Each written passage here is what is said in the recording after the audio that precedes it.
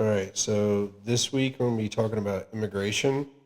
Um, I feel like most of the people that complain about immigration or are concerned about immigration, almost all of the issues they talk about can fall into like two categories, and that's economic issues and crime related issues. I mean, there's like some other stuff that like random stuff like they talk about voter fraud or illegals being able to vote, but that's not really the issue you hear about the most. Most of the issues fall under like they're criminals, they're breaking the law, murdering, killing, that kind of stuff, or they're taking their jobs, driving up healthcare costs, that kind of stuff.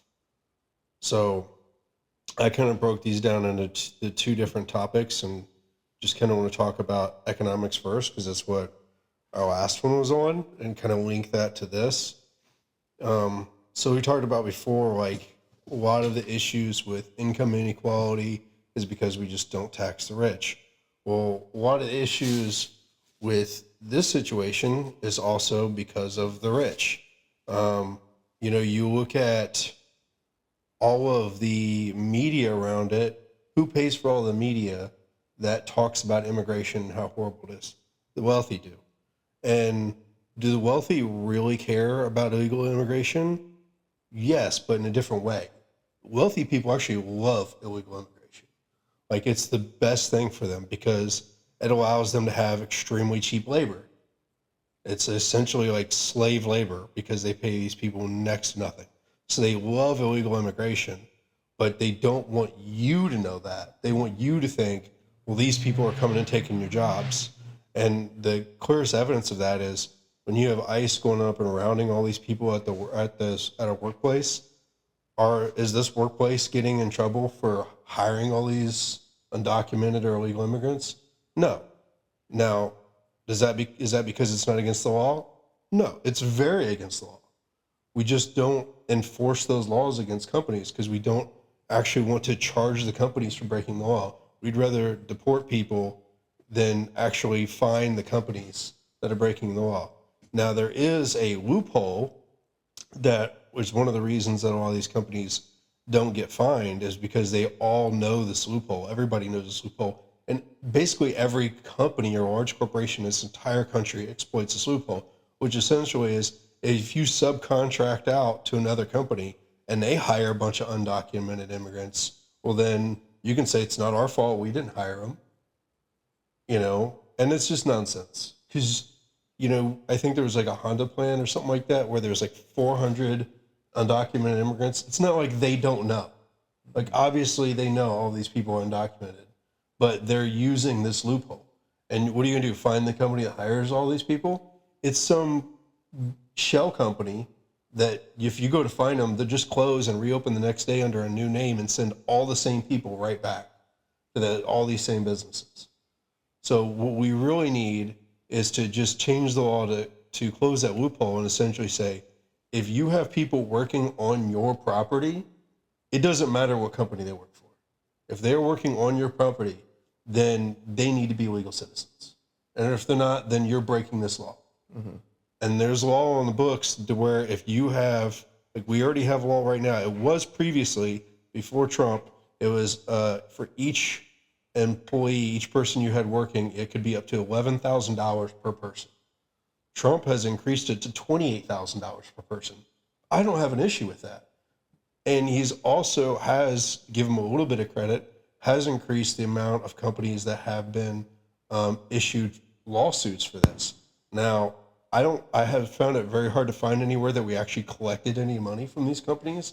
There's been, I think, like 3 this year where it was in multiple millions of dollars. They sued companies for hiring undocumented immigrants.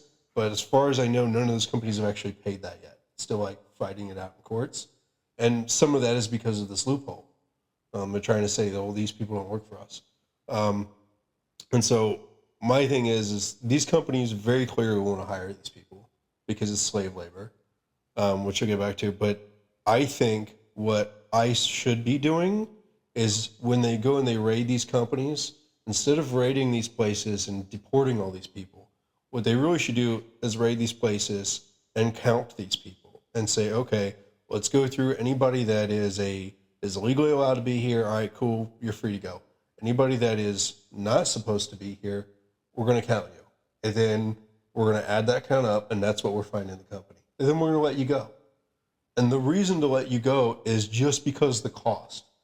The amount of money we spend on deportation when it comes to holding sites, policing it, the transportation is crazy. I mean, we spend billions and billions of dollars every year deporting people when if there's no jobs because companies can't hire them, because companies know they will be fined for hiring them, they will just travel back home on their own. Like, I mean, the way I look at it is just like we were talking about the economics in the last one. The way we're doing it is a very Marxist way of doing it. Oh, the government's going to control the flow of immigrants by transporting them and rounding them all up. Whereas we could have a very capitalist way of thinking about it. Whereas if you take away the supply of jobs, they will naturally flow back on their own. Plus, then you don't have to worry about ripping apart families, taking parents away from their kids, splitting them all up, putting them in these prisons, just all this other stuff that goes along with it. You don't have to do that if you just go, well, you can't get jobs here unless you're legally allowed to work here. Because if you do get a job, we're going to fine that company and millions of dollars and make it impossible for these companies to do that. And I mean, we already have ICE raiding these companies, but instead of punishing the wealthy, we're punishing the poor. All we have to do is just flip that. Employ the same people doing the same things. It's just the result is different. You attack these wealthy companies that are hiring these people because at the end of the day, they're going to continue to do it because it's slave labor. We had, in the beginning of this country and then especially in the South, you had slaves. And then after slavery was abolished, you had what was called black codes, which black codes essentially meant if you were black, that was illegal. And so you committed a crime. Therefore, now we can force you to work under slavery because you broke the law. I mean, that's really what those came down to. One of the black codes was if you were unemployed, that's called vagrancy, and that's a crime. Being unemployed was a crime. Well, if you were just a freed slave, how are you going to get employed? Nobody's going to hire you because nobody's going to want to pay you to do a job if they can just not pay you and then charge you with a crime of not having a job and then force you to work for free. Why would anybody hire you? And so that's what happened. And so throughout slavery, throughout black codes, you had all of these wealthy people that were doing that and making all this money, whereas you had all these poor white people that were destitute throughout all this time period. And so now you get rid of black codes, and what do? They do the same thing, but with illegal immigration.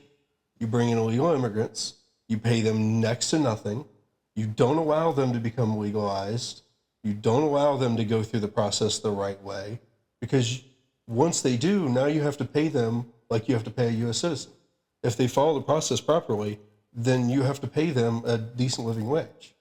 But if they don't, well, then you can pay them slave wages. And they don't have a lot of options. So that's what they continue to want to do. So we need to understand that if you want to stop them from taking your jobs, then make it to where the companies aren't allowed to employ them.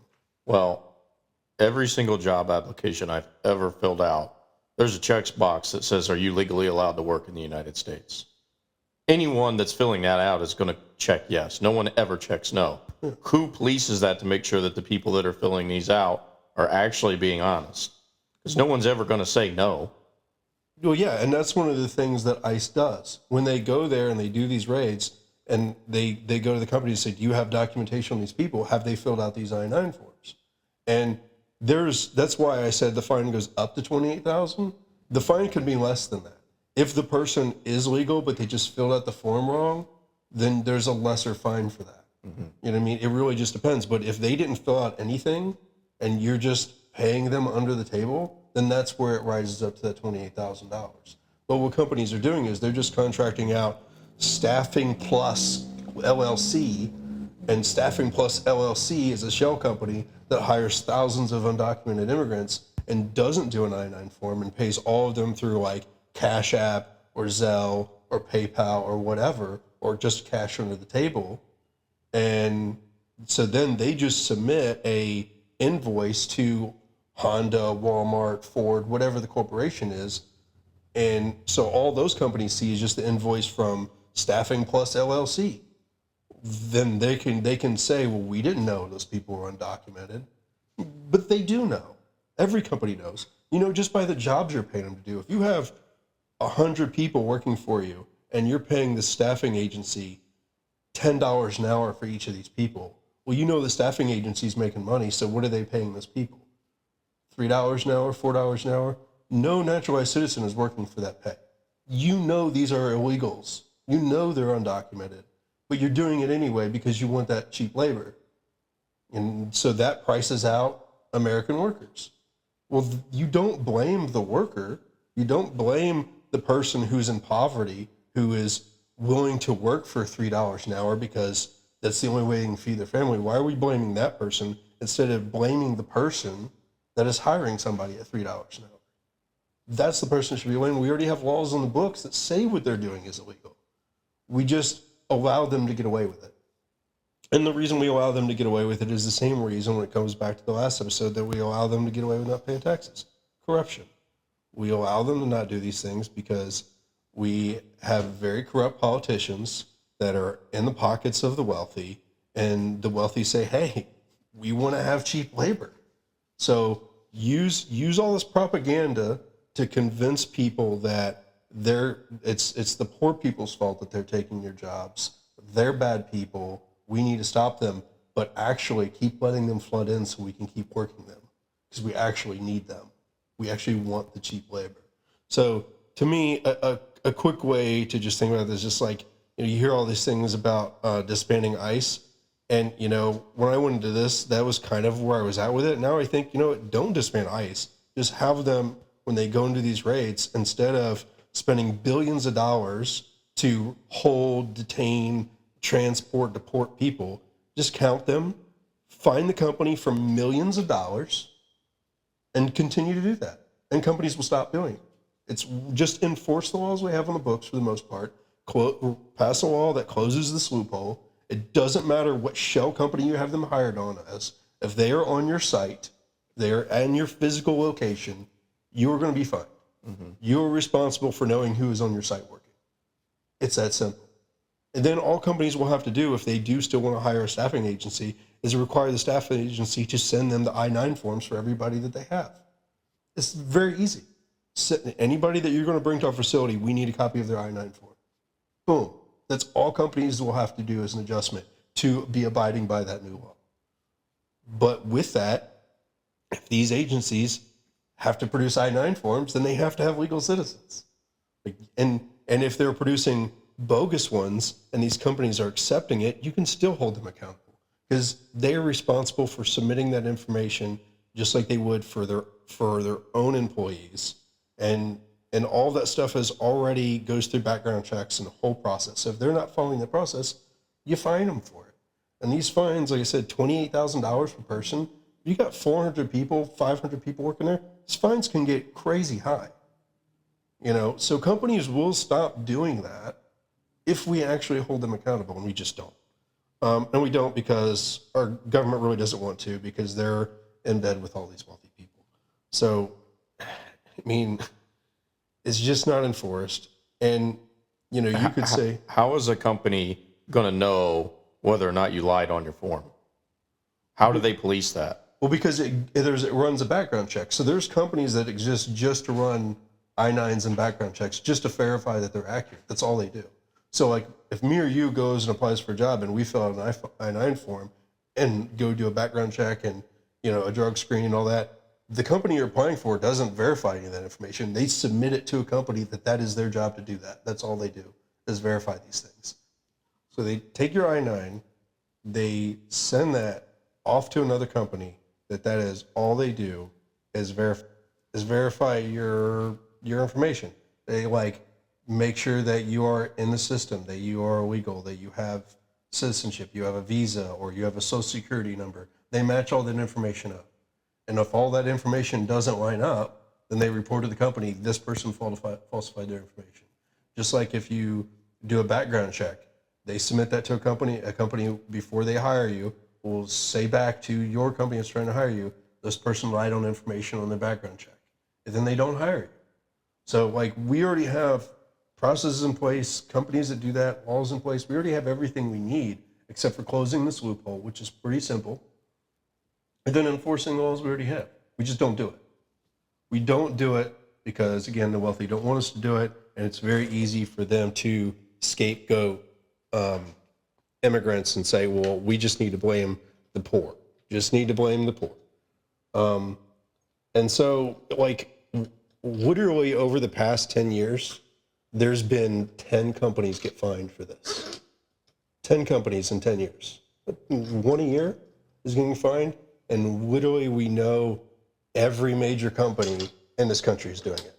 Every single major company has illegal immigrants that are doing cleaning work, janitorial work, cooking work, maid work, just picking fruit, vegetables. Like we know every major company hires these people, and none of them are ever held accountable for it. And that just needs to be corrected. And even like finding documentation on it is really hard to find because it just doesn't happen. We just go after poor people, we leave the rich people alone. So the cost to actually go after companies and hold them accountable is so much less than the cost to do deportation that we do. I mean, it's like not even close. I mean, we are spending $34 billion a year on deportation. And that is more than all of the other federal police agencies combined and then some. Like you can, if you combine the entire FBI, CIA, all of those other federal police forces, their entire government budget, altogether is not even close to what we spend on deportation. Well, you really don't know what the CIA's budget is. Most of it's hidden. Yeah, but I mean, from what's recorded, it's like not even close. I mean, so even if they're underreporting, they're still not spending as much as we're spending on deportation. Like it's crazy the amount of money we spend, which the reason that it's so expensive is transportation is expensive and detaining them is expensive. Detaining them is by far the most expensive part of it because you have to have people there running the detention centers. And then also paying for the ICE people is really expensive. I mean, and we keep increasing it. So that number that I gave for the $30-some billion, $34 billion, that is what it was before. With this most recent bill, it's going to be way more than that. They have put in place for there to be another $170 billion added over the next 4 years. That's insane. I mean, just to deport people, which, again, we would not have to spend any money on if we let them deport themselves by just not having jobs here. So again, most of the money that we spend on deportation is on immigration is on deportation and detaining them. All things that we could just completely cut out. And you'd still have all the funding to protect the border, all the border patrol agents. You would still have the ICE agents that could go around and do these raids. But you wouldn't need as much for ICE because you got ICE going around and doing all these other things that has nothing to do with companies. And you could cut all of that out instead of trying to round up illegal immigrants everywhere for just any time you find them. You don't need to worry about that. You just make it to where you can't hire them. If you can't hire them, why would they come here? If you can't get a job, there's no reason for them to be here. They can't work. They can't survive. They have to be able to work. So you just cut out their ability to work.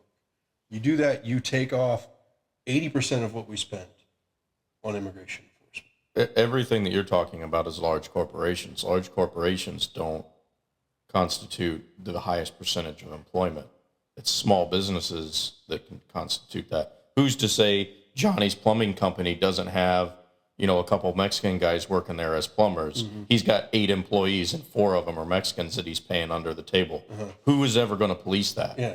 So there you go. So like situations like that, maybe ICE isn't able to catch that. Maybe some of these people are able to keep jobs, and maybe that does keep some of them in here. But there are still tons of them that work for massive corporations. You cut that out, you are going to drastically affect that market. And then, and not only that, the amount of money we just spend on doing that is insane. So the other thing that I want to talk about is the other thing that we could be doing with that money that goes to this is we talk about, well, we just want them to come through the right way. We just want them to come through the right way. The amount of money that we spend on the executive office for immigration review, which is the department that does the background checks on these people and verifies that they're not criminals, that we should allow them to naturalize. We spend less than $1 billion a year on that, and we actually don't spend any money on that. It costs $1 billion, but all of that is paid for by the people that are applying. Like 97% of it is paid for by them through their fees. We don't fund it at all. And the reason we don't really fund it is because we really don't want them to come through here the right way.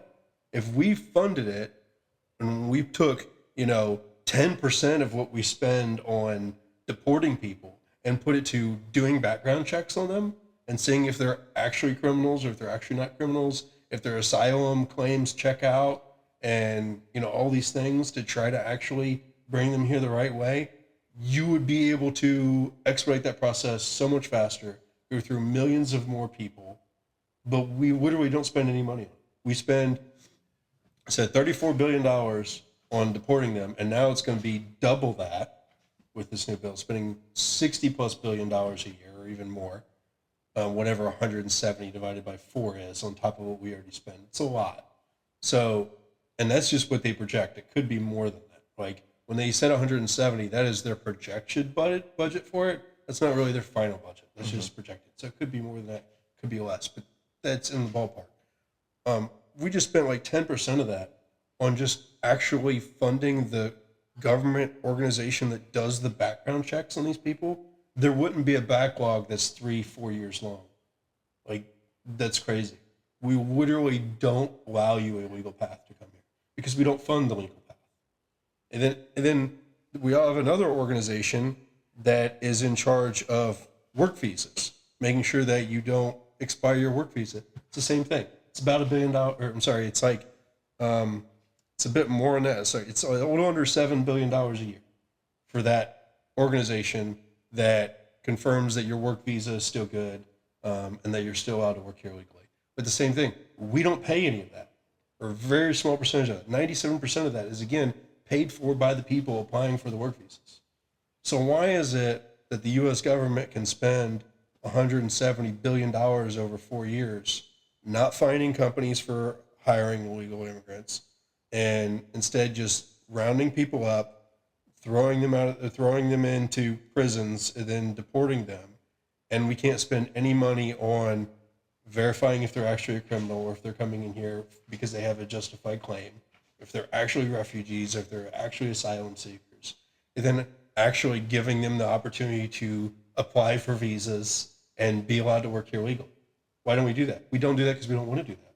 Because if somebody makes it through that process, well, now they go into the normal labor force and they can apply for the same jobs that American citizens do in the same way and ask for more pay. And that's what companies don't want to do. They don't want to pay them more. They want there to be an underclass of undocumented people in this country, and by the millions, so they can pay them slave wages. That's all it comes down to. It's all this propaganda about why they're coming here and this, that, and the other. It's because the wealthy want them here. It's even the small businessmen that you're talking about. Those people, the farmers, they're complaining right now. If you deport all these people, who am I going to have to pick vegetables, pick fruit? Well, I can understand that, but that shouldn't be how our economic model is set up, where you need slave labor in order to do work. Like, there's a reason we abolished slavery. There's a reason we got rid of these black coats, because they're inhumane. They're wrong. You shouldn't have this underclass of people in your country that you can work and abuse. And then what happens in a lot of these places where these people are working, if they get hurt, well, then we deport them. Because what do the small business owners do? What do the corporations do? When somebody gets hurt, that's when they report them to ICE. Because they can't work anymore. So they don't need them. So they report them, they get deported, and they get somebody else. Like, it's just wrong. And to blame the poor people for their predicament instead of the wealthy people that are putting them in that predicament, to me, is nonsense. It's just nonsense. We spend no money on allowing these people to come here the right way. And we spend billions of dollars saying that they're coming here illegally and calling them illegals, dehumanizing them, and throwing them out of the country. And it's just propaganda by the wealthy to convince half the country that these people are bad people. They're here to take their jobs, take your jobs. They're here they're the reason you're poor. It's not because the wealthy own everything. It's because immigrants are taking away your stuff and making you poor. Is there any truth to all the claims about the number of border crossings in the past few months, about how they've been cut down to literally single digits? So the statistics when it comes to border crossings, all these statistics can be skewed so much because they can put people in different categories. And then the way they report it, they don't tell you what category they're reporting, or they try to skew what category they're reporting. So if they want a really big number, then they'll include all of the buckets, right? They'll include everybody that's coming across illegally across the border, everybody that's coming across that's claiming asylum, everybody that's coming across that has maybe they're going through the process already, they've started the process, and they just haven't finalized the process of becoming a naturalized citizen, and maybe they're coming here for a court date to work on that. Like, that's a bucket, and we want a big number, so we include all that, right? But if we want to say that we've reduced the number, then you get rid of some of them buckets, and you say, well, we only have this many people that are coming across the border that have a claim to asylum that we don't agree with their asylum claim. And so we're just calling them illegals. Mm-hmm. Because you are allowed to claim asylum. Like, that is a international law. You can go to any safe country and claim asylum. So if they come here and do that, that's not them coming here illegally. They are allowed to do that. Now, it is that country, this country in this instance, job to vet that, to see if they actually have a good asylum claim. And like I said before, we just don't. We say we're not going to vet you. And because we're not going to vet you, now you're here illegally. So now we can deport you. You can come here with a claim. We're not even going to look at your claim. We're just going to say you're here illegally. So when it comes to those border crossings, like you said, whether or not we have more or less is one of those things that nobody really knows, because it's so easy for the people reporting it to play with the numbers and fudge the numbers and make it seem like it's more when Democrats are in to make them look bad, or it's less when Republicans are in to make it look good. Like, there's all these things. Now, in my research, I did find there is truth to this, like, being really tough on immigration does reduce immigration, because there's a fear element. You know, if you make people more afraid to come here, they are going to be less likely to come here. If they're afraid that if they come here, they're going to be abused and hurt and torn away from their kids and this kind of thing, yeah, that does have a chilling effect, and it does reduce immigration. But is that really what we want this country to be about? And it doesn't stop immigration either. Like, it's not like it completely prevents it.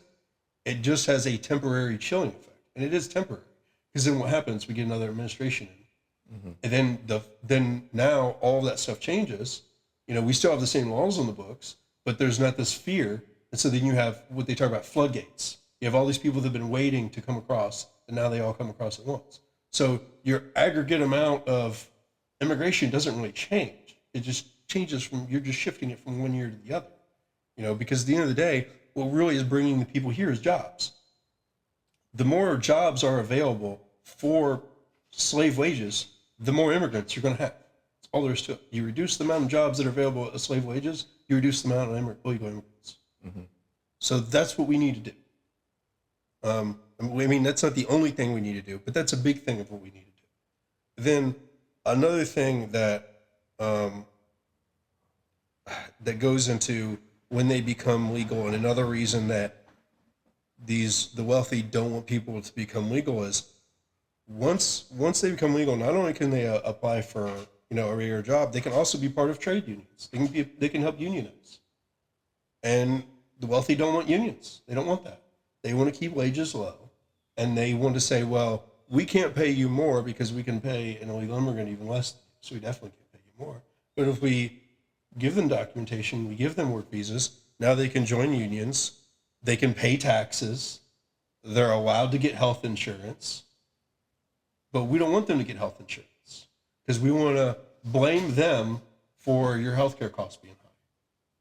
We want to tell you that, well, they don't pay taxes. Well, they don't pay taxes because you won't allow them a legal path to work here so that they can pay taxes.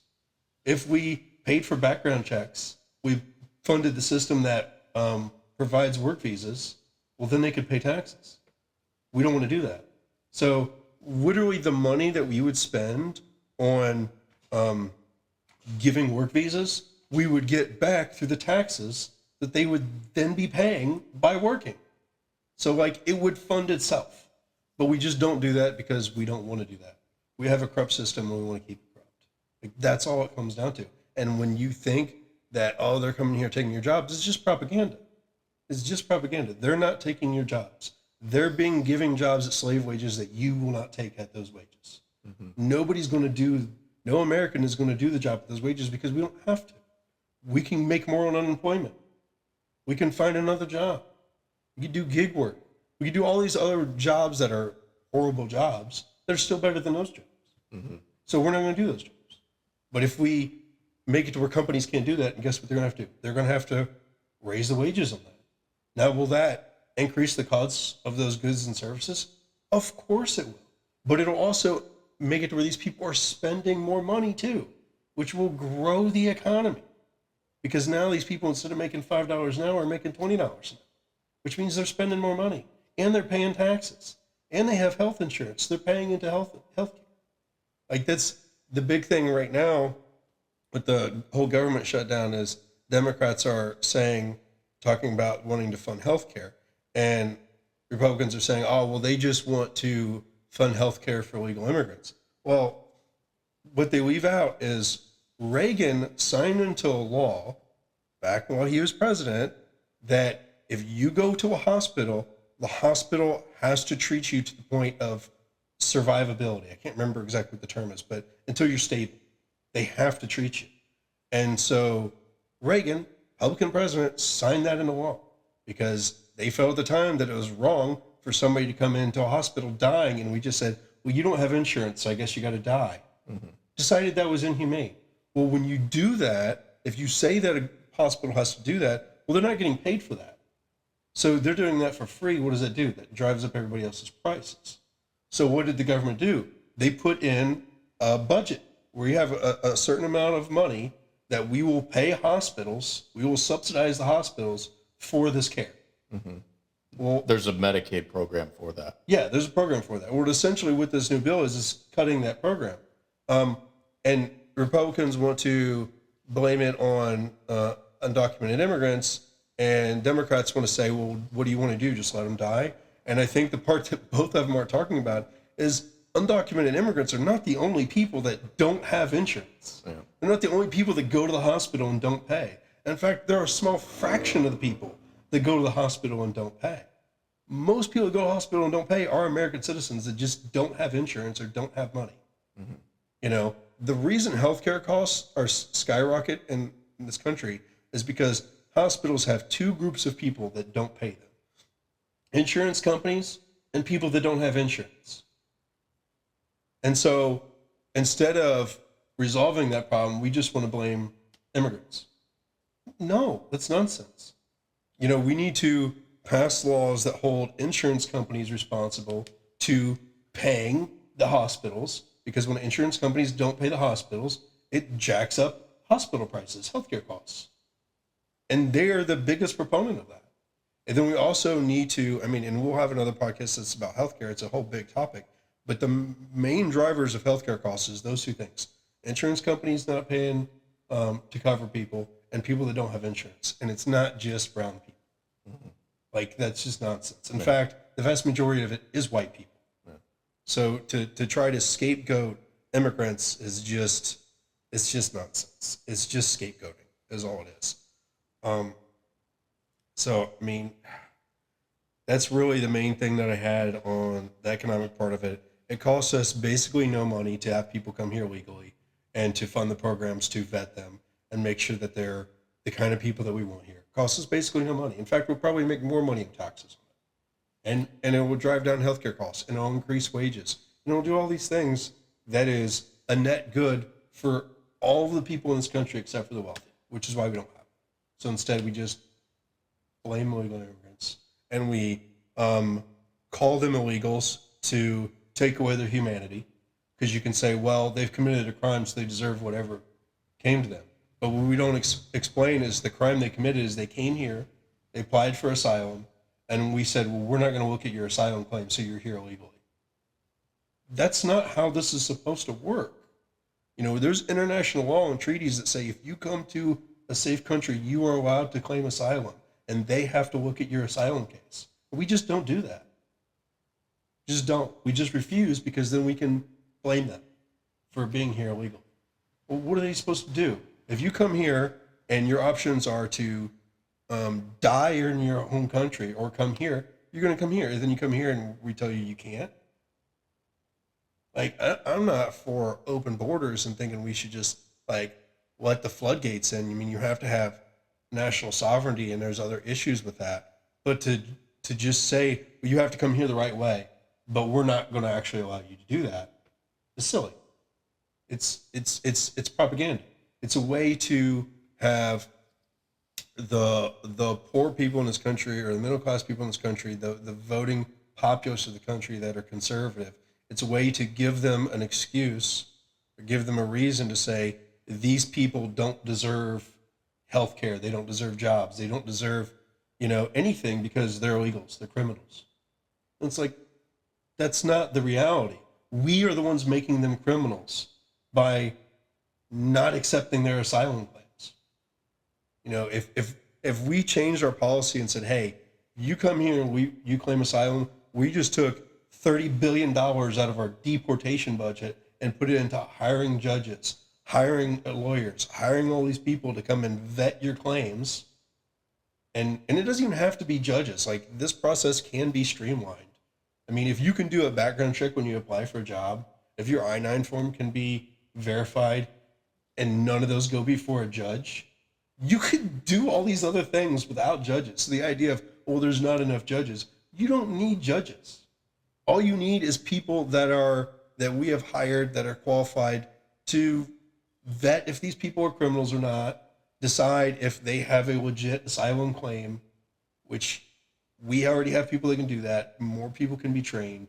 We just don't fund it because we don't want to, because we want to pay them slave wages. And if you look at in the history of this country, from the time black codes were abolished in the 40s during World War II to the time where we had mass migration was from the 40s to the 70s, which is the time that everybody says we had the best economy in this country. Why do we have the best economy? Because we didn't have an underclass of slave labor in this country. Wealthy had to pay wages to people. Like, that's not the only reason, but it's a big part of it. We didn't have this huge underclass that could just be underpaid and undercut everybody else. So then what did they do? They made it to where, because before it wasn't illegal to come here. You could come here if you were from Mexico. We had to where you could come here and work for as long as you wanted to work and go back. There was no strong border.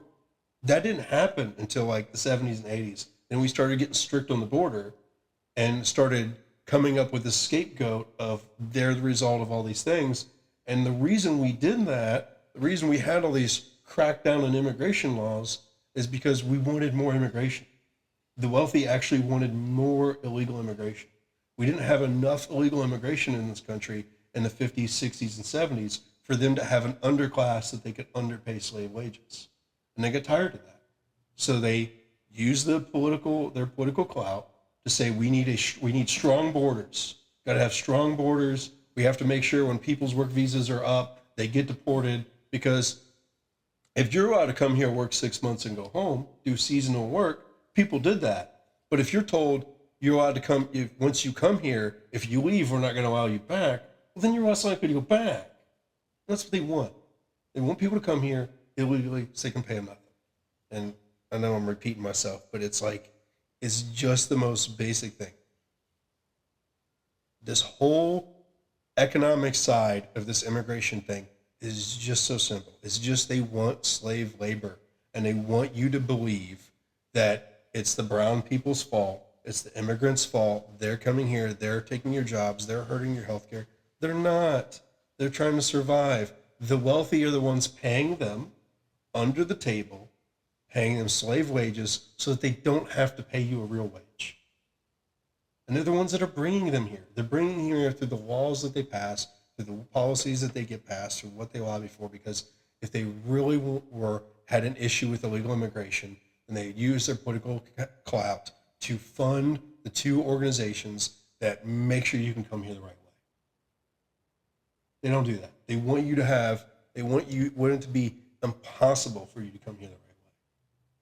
The only people that they want to have come here legally are like the high skilled jobs, which that gets into a whole nother thing of it, which now, Trump's trying to crack down on that. He doesn't want people coming here for high skilled jobs. He just made it to where it's like $100,000 fee to get an H-1B1 visa, which is for people that are like high skilled workers. Mm-hmm. Well, there's a big issue with that in like specifically the tech industry, but in other industries too, where we have a lot of industries in this country that are high profile industries that we don't have enough people qualified to do it.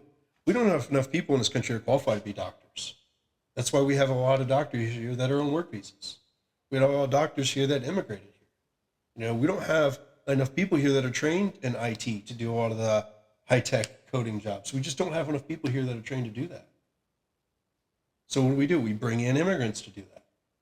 And there's nothing wrong with bringing in immigration to support your workforce when you don't have the workforce here. That's what you do. But what we've done on the under end of that, when it comes to janitorial work, when it comes to picking fruit, when it comes to stuff, we don't want to pay a decent wage because Americans would do that job. You can't tell me you couldn't find Americans to pick fruit and vegetables, do janitorial work if you paid them $20 an hour. Well, here's a perfect example of that. I've worked 20 plus years in construction. The only time I've ever been on a job that had painters, that had drywallers, that had bricklayers, that weren't Mexicans or El Salvadorians or pick a southern country, the only time that ever happened is when the job was mandated all union labor. Then there was white guys and black guys and white ladies and black ladies there doing that work, being a painter. But any time it was hire the lowest cost, every single time it was, some sort of South American country person there. And you know that because none of them speak a word of English, or at least they act like they don't. Or roofers. If you hire a roofer, there's going to be one person there that speaks English, that doesn't do any labor, and 15 guys on your roof that don't speak any English, with the exception of maybe one, and all the rest of them will be speaking Spanish. That is a non-union workforce. So really the whole point is you can get American citizens to do the job if you're going to pay them to do the job. But if you're going to pay them $8 an hour to be a roofer, you're never going to get an American to get out of bed to go do that job for $8 an hour. It's just not going to happen. If you eliminate the ability for someone to pay someone $8 an hour to be a roofer or to be a drywaller, to be a painter, to be a block layer, then you're not going to have those people on the job site. I've been on jobs where enforcement has showed up and all of a sudden the music all gets turned off because the people playing the music are the Latin guys. And the job site is really quiet because 90% of the job site is now empty because they run.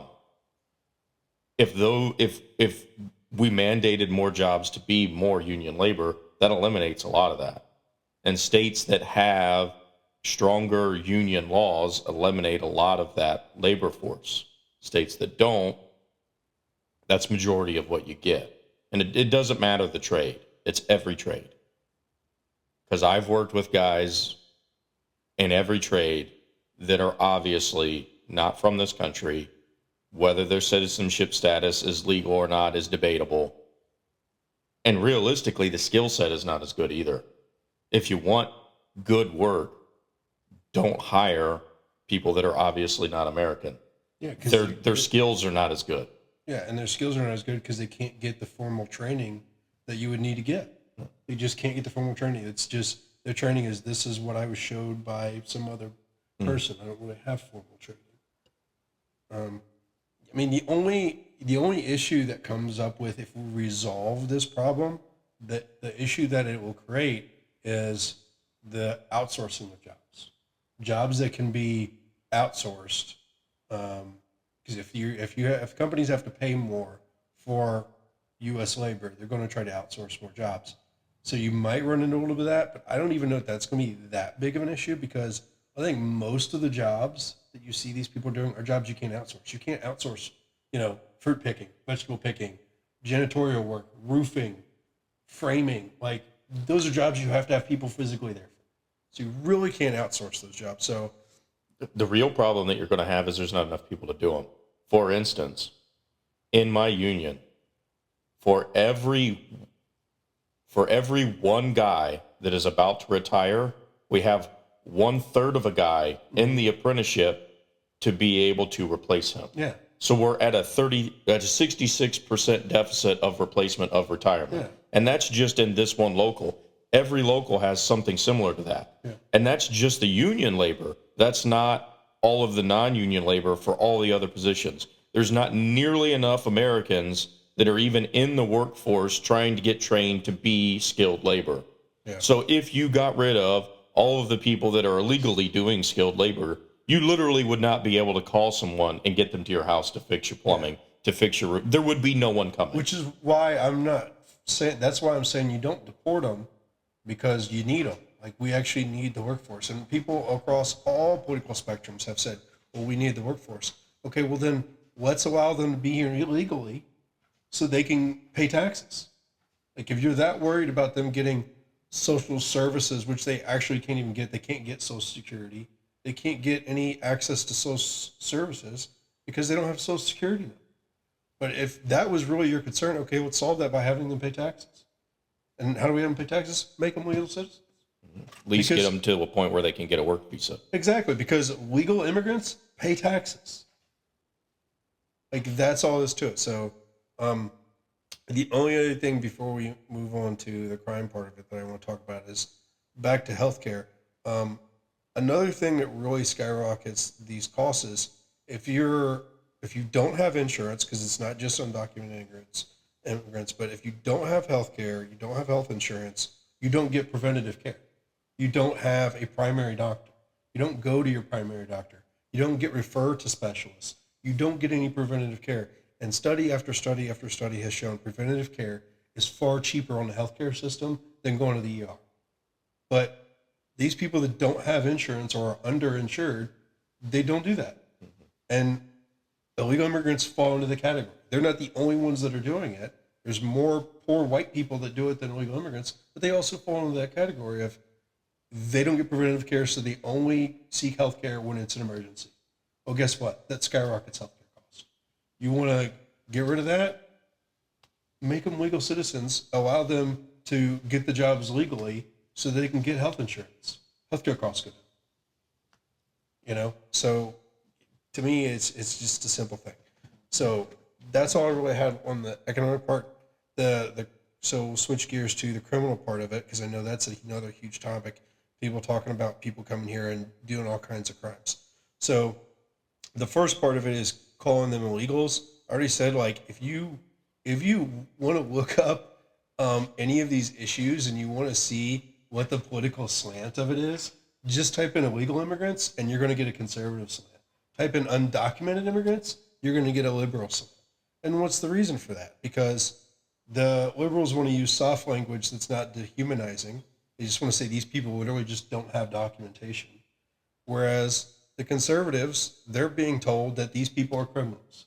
They're all criminals. So what are we going to call them? Illegals. Because that immediately is dehumanizing. Immediately tells you they did something wrong, therefore they deserve whatever we do to them. It doesn't matter what an ICE agent does to them. It doesn't matter what a police officer does to them. It doesn't matter what's done to them. It doesn't matter if they're sent to some jail in El Salvador that's a gulag that they'll never get out of because they're an illegal, so they deserve it. Like the crime is meant to the term is meant to dehumanize. So I think anybody, no matter where you're on the political spectrum, when you hear that term, you should just immediately think, I'm being propagandized. Somebody's trying to tell me these people are less than human. And so part of that subconsciously, you're going to buy it because it's been done time and time again throughout human history where you put a term, you put a label on a group of people you want to dehumanize so that you can treat them however you want to treat them. And then I talked about the whole black codes part of it before, this is another part that kind of loops into the whole illegals. When you had black codes in the South after slavery, the people in the North didn't know what the black codes were. They didn't know. All they know is that in the South, all of these freed slaves are suddenly criminals. They're all breaking the law. They're all committing crimes. They're all going to prison. Like, all of them are. They don't understand that the crimes is like not having a job. The crime is just loitering. Or the crime is just, I need somebody to work for me, so now you're a criminal. They don't know that.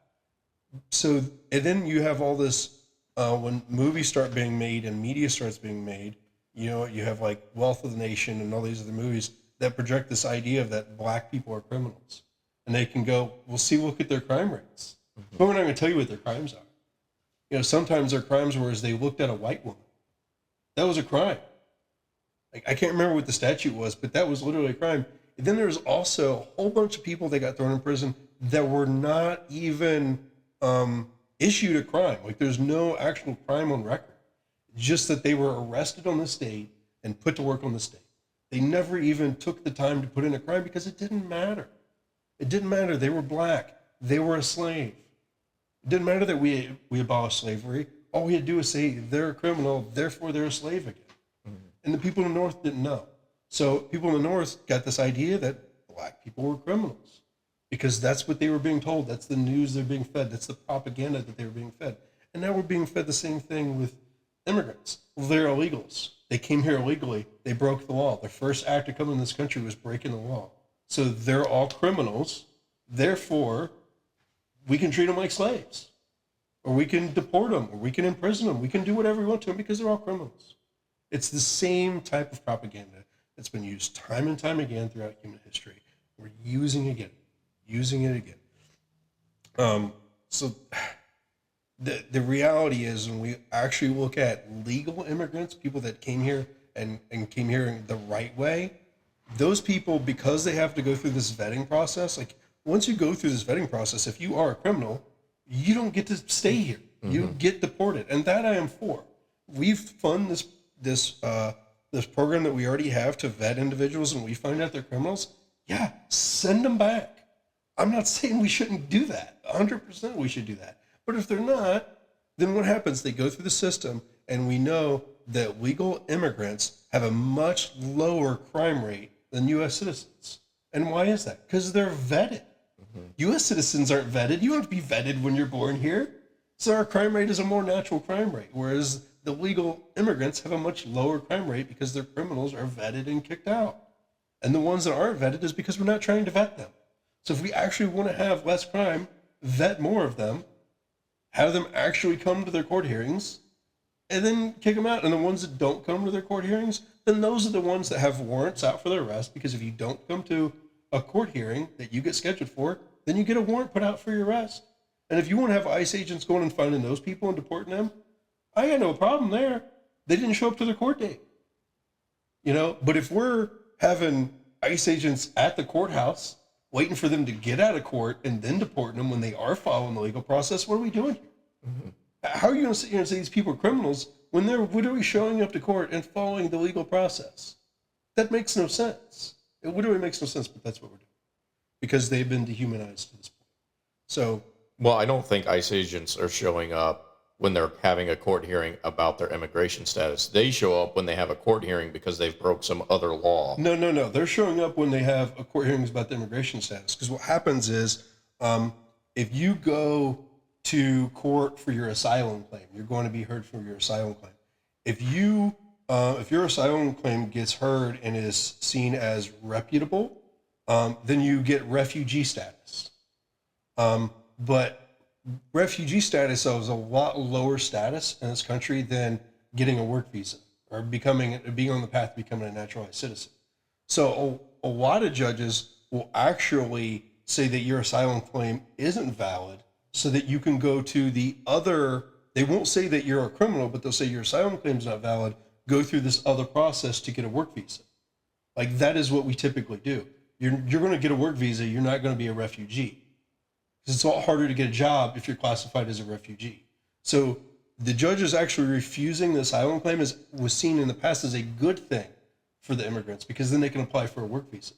They still had to follow that process. But what's happening is ICE agents are showing up at these court hearings, and when the asylum claim gets denied, they're going, well, you're here illegally, we're deporting you. Because from the time that their application for asylum is denied until they apply for an application for a work visa, they're technically undocumented. Mm-hmm. For that, however long it takes to file that documentation, they're undocumented. So what are the ICE agents doing? They're showing up in that short period of time to where they're not allowed to actually follow the legal process and deporting them. That's not us deporting criminals. That's us making people criminals so that we can deport them. That's silly.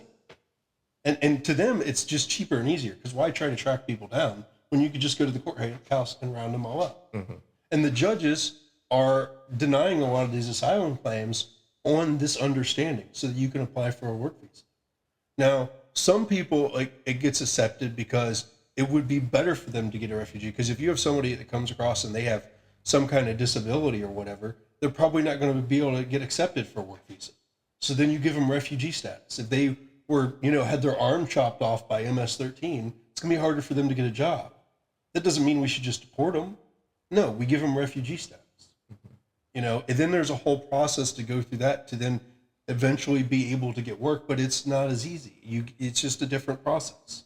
It's a different legal process. So people that can work and want to work, they usually deny their asylum claims so they can apply for work visas. And what we're doing now is just deporting them when that happens. So I think what's going to happen is judges are going to make the adjustment and mark them all as refugees, but then it's just going to make them harder for them to get jobs, which means what are they going to do? They're going to work under the table, which is illegal, which is what the wealthy want. That's why they're doing it. They want to have more people that are trying to follow the process be denied the ability to follow the process so that they can pay them slave wages and then be able to call them criminals. No, they're not criminals if you're the one that's making them criminals, but not allowing them to follow the law. So that's the difference between asylum seekers and refugees. Asylum seeker is somebody that's came here and requested asylum. A refugee is somebody whose asylum claim has been accepted.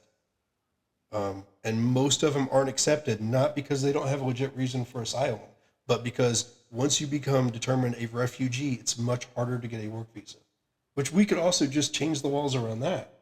Make it to where just because you're a refugee doesn't mean you can't get a work visa. I don't understand why, as a refugee, it would be difficult. Why would they want to make it difficult? I don't know either, but it is. Once you get put into that loophole, it's harder to apply. You essentially get sent to the back of the line. And the line is already 3 years long. So we just make that more difficult to apply for a work visa at that point. Because they basically say is, you're not, essentially what I think it was originally looked at is, you're not coming here to work, you're coming here to escape your home country. Whereas if you're applying for a work visa, you're coming here to work. Mm-hmm. So they just got put in these two different categories. And I guess it was either done in a corrupt fashion to make it to where they couldn't work, or if it was not thought of. My assumption is probably because all this stuff is corrupt, but it gets passed because you can just say that you didn't think about the fact that they could be refugees and want to work. Yeah, how else are they going to survive? Yeah, exactly. They have to be able to work. Exactly. So all of those things are things that can be easily fixed. And then the other thing is we talk about, how many people are here illegally. Most of the people that are here illegally do not cross the border legally. It's people that came here, got work visas, and their work visa expired. And why did their work visa expire? Some of them, their work visa expired because there's a 3-4 year waiting period to get a work visa renewed or whatever. And so they come here, get their work visa, apply to get it renewed, and then by the time their work visa runs out, it still hasn't been renewed yet because we don't fund the program that does that. Mm-hmm. And so now they're not allowed to be here anymore. I had the same thing happen to me. Yeah. So that's silly. That is they didn't break any laws, didn't do anything. They followed the process from start to finish. They went through the vetting process. They applied for a work visa. They waited in line, paid tons of money in fees, hundreds, if not thousands of dollars in fees to come here legally to work. They came here. They worked here for years. They tried to get it renewed, so they continued to work here. And we said, nope, you're a criminal now. That's crazy. It's crazy. And it's just another way to use propaganda to dehumanize them and just call them criminals. And And it's just nonsense. And that is not to say that there are not people that come here from other countries that are not criminals. Of course, there are people that come here that are criminals. There are human traffickers, there are drug traffickers. Okay. Those people do come here. But with that, we have to take some responsibility for why are those people coming here? If you have somebody bringing drugs across the border, why? Because they're selling those drugs to American citizens. If you have people trafficking humans here, why? Because they're selling them to the Jeffrey Epsteins of the world. Mm-hmm.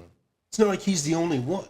Yeah. You know, there's many wealthy people in this country that are buying sex slaves, that are being human trafficked across the border.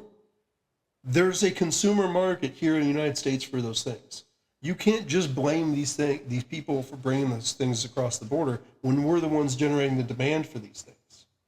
And again, it just goes back to instead of going after the wealthy that are hiring people or going after the poor people that are taking the jobs, it's the same thing here. Instead of going after the drug cartels and the traffickers, why aren't we fixing our drug laws and going after these people that are buying sex slaves? Mm-hmm. Like, we have this whole DEA that their whole job is like trying to fight the war on drugs, which has failed miserably. If we just said, okay, well, DEA, now your job is going to be going after human trafficking and not going after the human traffickers that are bringing them across the country, going after the money, the people that are paying for it. Shut them down. Why don't we do that? Because those people are wealthy. Weird to see what's going on. I don't want to get into the whole Epstein files because that's not what this podcast is about. But that is just the clearest evidence of that. You know, you had P. Diddy that's just got sentenced to only 4 years after all the horrible stuff he did. And you got, you know, Epstein, there's all these people that are on his island, but nobody knows who they are, even though all of the people that were actually victimized reported who they were, but the public still can't know. Like, if you are wealthy in this country, you can do whatever you want. Laws don't apply to you. And until we as a country decide that's not going to be the case anymore, we're going to stop going after poor people. We're going to start going after the rich people that are actually breaking the law. We're going to continue to have these problems. And so all of this propaganda around all the things that we're going to talk about on these podcasts, but all this propaganda is divide and conquer. It is the wealthy dividing the working class, dividing them in teams by political party. You're a Republican, you're a Democrat. We're going to divide you. We're going to divide you on all these issues. We're going to make you hate these groups. We're going to make you blame these people so you're not looking at us, the actual criminals. You're not looking at the people that are actually hoarding all of the money, that are actually doing all of the child slavery. You don't look at us. Look at the people that can't get health insurance. You know, the people that can't get a job, the people that are starving. It's their fault. And that's all it is. It's just divide and conquer. And we need to stop thinking about what team we're on, because the team that we should be on is just Team American person, just Americans, just citizens. That's the team we should be on. We shouldn't be on this, I'm a Republican, I'm a Democrat, I hate your team is Nazis and fascists, your team is demons. No, it's the wealthy. It is always the wealthy, and they use propaganda to pit us all against each other, to convince each other that we're the ones that it's the other person on the other team, that you need to stay on your team, and it's the poor that's the problem. But it's not, if you're poor, it's not you poor. It's somebody different that's poor that's the problem. It's the other poor person that's the problem. And the same thing comes back to illegal immigrants, undocumented immigrants. They want to paint this picture that they're all criminals. And it's like, we don't take any responsibility for the fact that we're paying for the crime. You know, and I do want to do another podcast that's about drug decriminalization or not decriminalization, because that's a big topic on and of its own. But other countries have done that. Like, the reason these countries have these huge drug cartels is because we are the consumers here. Yeah, absolutely. And the thing is, the trafficking, you can also, the other thing that we don't talk about is trafficking doesn't just go one way. Where do all these drug cartels get all their guns from and weapons from? Yeah. United States. So there's trafficking going the other way.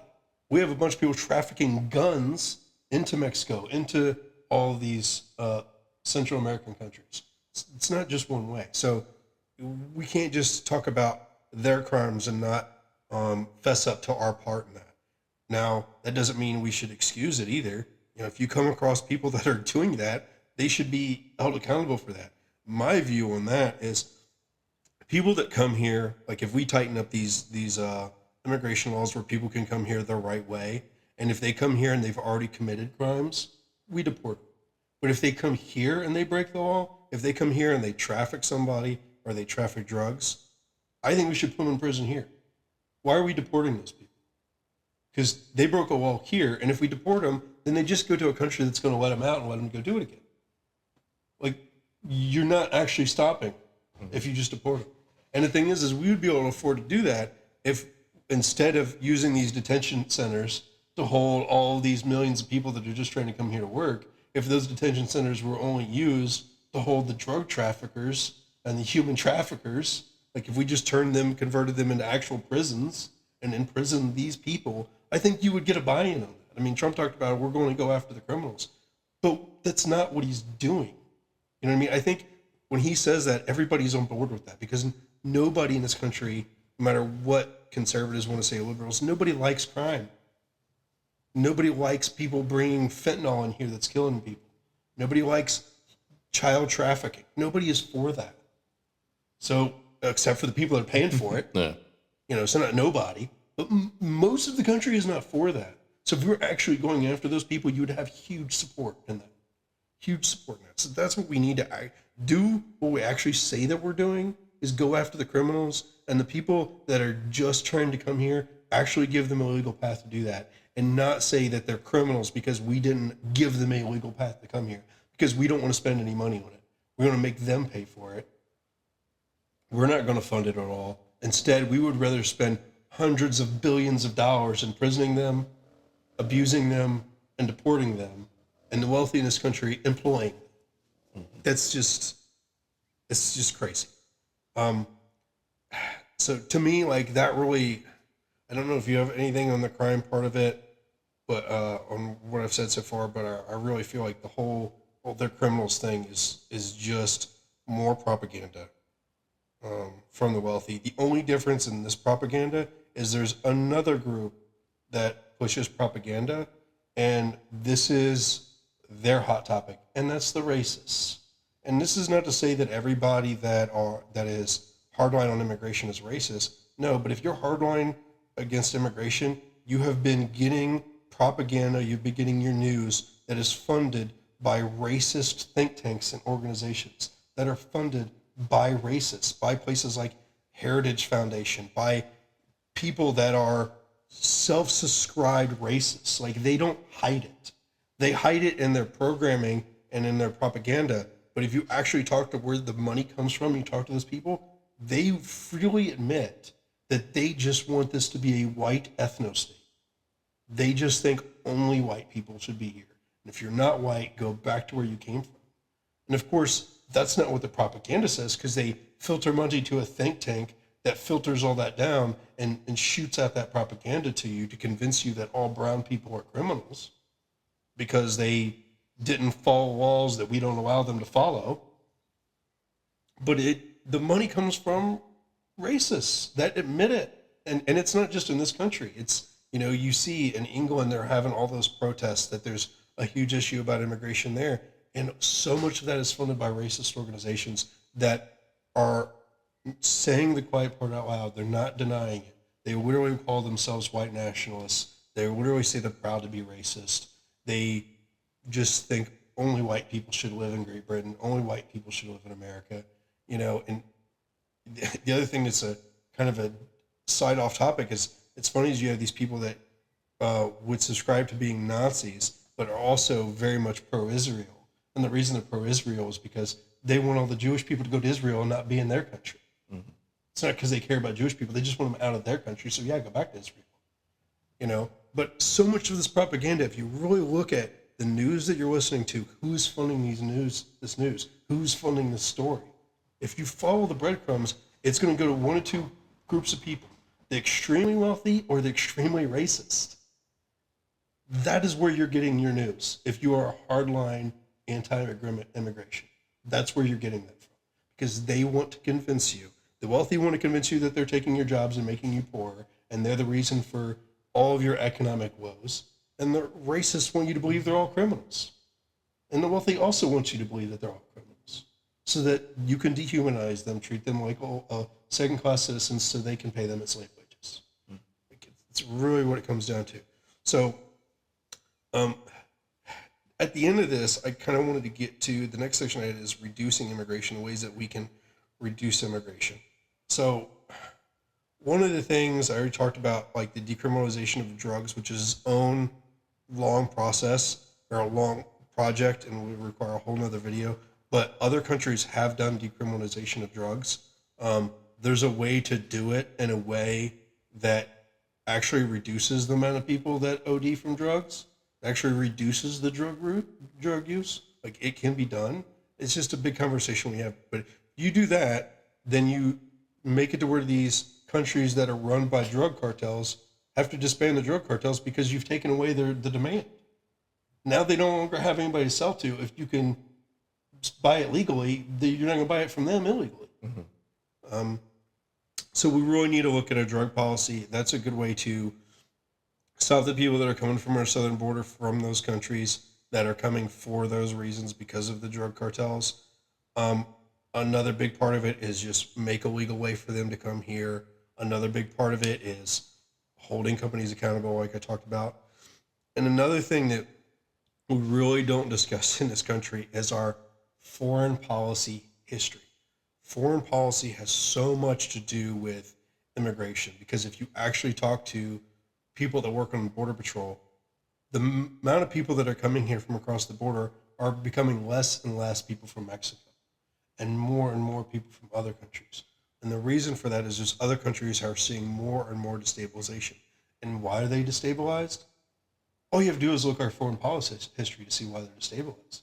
I mean, there's literally, like, you can go online and it's kind of hard to find all of the exact dates, but you started at the early 1900s. We went in 1907, we overthrew the leader in in Honduras.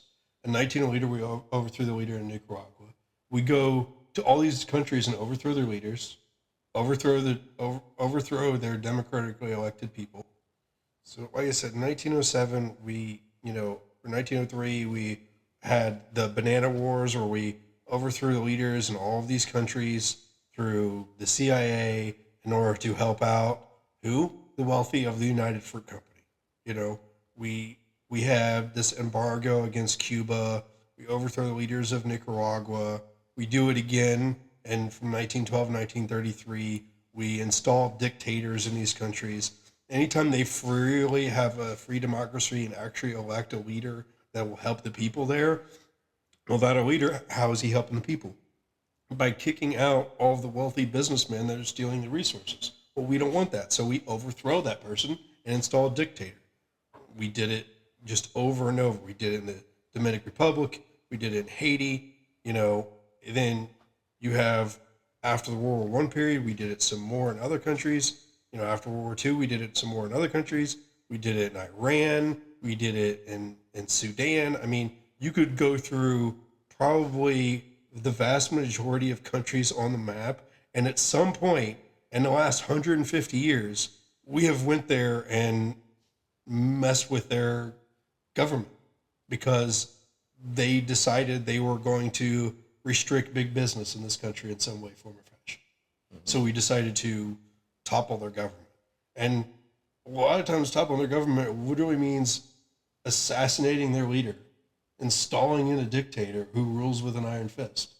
And then we want to know why they have poverty and why they want to immigrate, why they want to flee their country. And then you have all the wars in the Middle East that have happened since 9/11. And then we want to know, why do you have all these people migrating from the Middle East? Well, why do you think? Because we're constantly bombing them. Like, of course they're going to flee. Like, we have to take some level of responsibility for the immigration. They're not just leaving and coming here, or Great Britain or France or Germany, because those countries or this country is so great. No, they're leaving because all of those countries are bombing their countries. Like, they don't really have much of a choice. And so you have that, and then you also have a lot of people that are fleeing North Korea.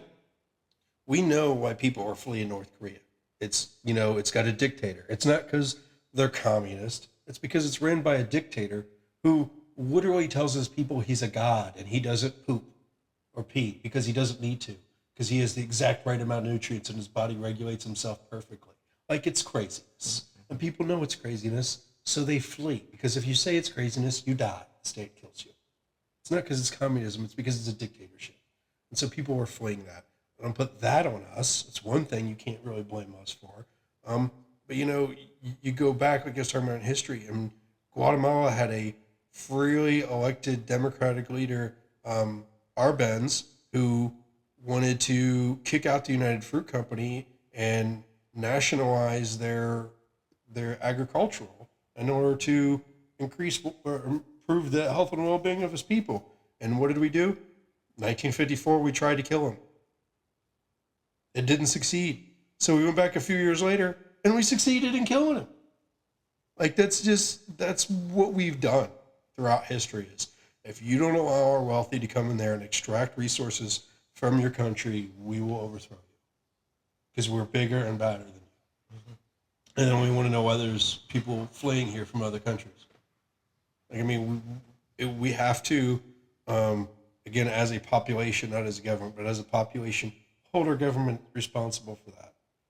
Understand that when our government sends military to all of these places, it's not always for the reasons that they're telling you in the news. It's almost always for resource extraction. It's almost always so they can go over there and take away resources. There's this guy, Smedley Butler, who wrote War is a Racket, and he was a veteran of all of these banana wars, and he was a World War I veteran, and he's got all of these medals and all these things. Like, he is the most reputable person you could ever imagine. There's no way you can tarnish his record and say that he was a bad guy. And he was the one that was saying, like, I was literally here just defending private capital. I was just here as a private military force for the United Fruit Company. And then It's a great book. I've read it. Yeah, and then for another company, and for another company. And, and if you want to try to say, well, he was this, that, or the other, they tried to use him, the wealthy of this country, thought that they could use him to throw a military coup of our president, of FDR. Because we actually had a president that was pushing progressive policies, that was actually going to tax the wealthy, that was actually going to promote health and well-being for people in this country, and they didn't want that. So they thought they could get Smedley Butler to assassinate our president and overthrow him and name himself a military dictator. And then they could get all their policies through him. And what did he do? He reported all of it. And guess how many people got arrested, even though he gave names to the government? You know how many people got arrested? 0. The president of this country knew that there was a coup attempt on his life and didn't arrest anybody. Why? Because they're so wealthy, they are untouchable. We have so many wealthy people in this country that are untouchable. They can be in the Jeffrey Epstein files. Nothing happens. They can pay immigrants slave wages and get away with it. They can not pay their taxes and get away with it. They can send our military to Afghanistan to protect the poppy fields there so we can extract heroin. Mm-hmm. They could do all that. And do we hear about anything on the news? No. We can also completely blow up Iraq and then pay Halliburton, owned by Cheney, to rebuild it. Yeah, and not just owned by him, but all these other places, BlackRock and all this. I mean, there's just so much wealth and so much corruption from this wealth. And every American, or at least the vast majority of Americans, just really need to understand it is not Republicans versus Democrats. It is not Christians versus Muslims. It is not white versus black or white versus brown. It's the wealthy versus everybody else. And they are winning, and they have been winning forever because they continue to know how to divide and conquer us. They continue to know how to keep us hating each other by calling people illegals, by bombing other countries, destabilizing other countries, and being like, look, they're less than, because if they were as good as us, they would have a stable country. Forget the fact that we destabilized it. It's on and on and on. It never ends, the ruthlessness of the extreme wealthy. And that doesn't mean I'm saying every wealthy person is evil. But there are wealthy people that are evil, and they're the ones that are doing all these things. And you don't fix that problem by trying to go after and imprison wealthy people or saying being wealthy is illegal or whatever. Call back to the last episode. You get rid of that by removing some of their wealth, therefore removing some of their power, and you do that via taxation. And in this situation with this topic, you do it by fining them for millions of dollars when they're hiring illegal immigrants that is against the law for them to hire. You just make it illegal for them, or it's already illegal. You just fine them for it. You just don't accept this propaganda that people that aren't like you are less than. People that aren't like you are at fault for all of your woes. No, they're not. You know, we talked about before the healthcare thing that the Democrats are trying to fight about, and their way of talking about it is so off message because they're talking about how, well, we want to make sure that legal immigrants that come here, if they come to the hospital, they're not just allowed to die, that we fund that. And what they really should be saying is the vast majority of people that use this program that we're trying to make sure that the government funds, the vast majority of people that use it are poor white people in the South. Poor white people in the South are underinsured at a much higher rate than anywhere else in this country. And those are the people that, because they don't have insurance, they don't get preventative care, and they go to the ER and they get treated because Reagan made it the law that they would get treated. Ronald Reagan, not some Democrat, Ronald Reagan signed into law that if you go into any hospital in this country, you will get treated. And why did he do that? Because a lot of poor working people in the South needed it. And what happens if we don't fund that? Well, that law is still in the books where you have to treat them. That law is not going away. You would still have to treat all of those poor white people. You would still have to treat all of them undocumented immigrants or anybody else that's underinsured. And so what happens when the hospital is not getting subsidized for that treatment? They jack up everybody else's insurance rates. Or they close. Or they close. But what they're really talking about doing, in some of these cases it's closing, but in a lot of these cases it's just jacking up everybody's insurance rates by 60, 70, 80%. And that's what the Democrats are talking about in here is, oh, well, your rates are going to go by 60, 70%, whatever. That's why. Because the hospital has to charge the insurance companies more for any of their services to make up for their loss on this. You just fix that by subsidizing. The government literally paying the hospitals for this service because there's a lot of people in this country that don't have it. And if you want to fix that problem, then you got to fix our healthcare system. But that's not the topic we're on right now, and that's not how you fix immigration. Mm-hmm. Like all of these things, you know, all these podcasts we do, they're all interwebbed together. They're all intertangled. You can't completely separate them. You know, economics and capitalism and all these things, or socialism, all affect immigration, all affect healthcare. They all, like I said in the beginning of the first one, they all affect everything. But again, this is not about giving illegal immigrants healthcare. It's about giving people that don't have insurance healthcare so they don't die in the ER. And it's going to still happen anyway because that law is still in the books. That's a Reagan law that's not getting thrown out by the Trump administration. They're not throwing it out. They're just not funding it, which means everybody else's healthcare cost goes up. So, yeah, the whole subject just is frustrating because I'm frustrated by the people that have been convinced, that the people that aren't racist. Because there's a lot of people out there that are not racist. And I hate when, you know, people on the left and Democrats just want to go, oh, everybody that's conservative is racist. No.